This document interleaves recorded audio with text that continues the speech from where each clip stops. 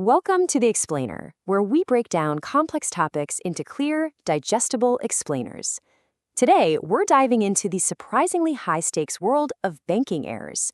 We're going to be looking at what happens when a bank fails to do its most basic job, paying a check. So let's just start with a question that sounds, well, kind of wild, right? How on earth can such a tiny error lead to a penalty that's nearly 100 times bigger?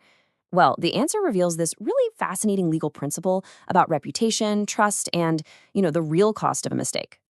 All right, to get our heads around that massive penalty, we first need to understand the fundamental relationship between you and your bank. It's actually built on a very specific promise, a promise that's baked into the law. So, here's the crucial point. When you write a check and you've got enough money in your account, your bank is legally obligated to pay it.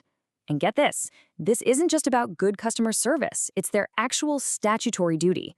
When they fail to do that, it's called wrongful dishonor, and that opens the door for compensation.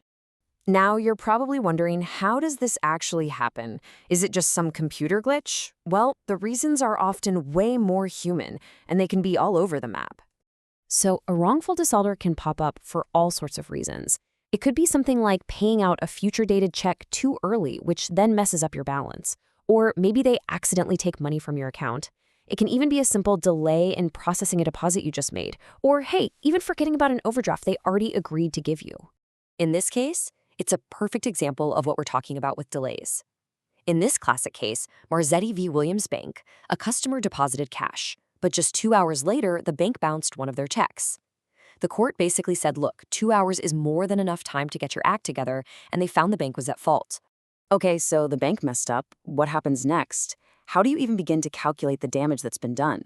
This is where the law gets super interesting, because it all depends on what you do for a living. Basically, the legal system draws this hard line and splits everyone into two camps: traders, think business owners, and non-traders, people like salaried employees. And believe me, this distinction is everything when it comes to claiming damages. Okay, so here's the absolute game changer: the burden of proof. For a trader, a bounced check is seen as an immediate hit to their business reputation and their credit.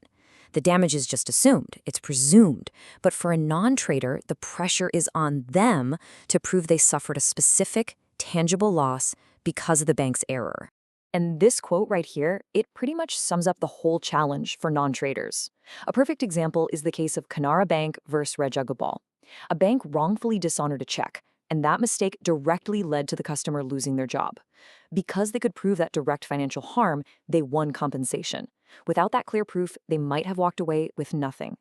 All right, now we get to what is honestly the most mind-bending part of this whole topic: the idea that a smaller mistake can actually cause way bigger damage. The logic here is all about perception. Think about it. If a bank bounces a large check, someone might think, oh, there's a dispute. Or maybe it's just a temporary cash flow thing.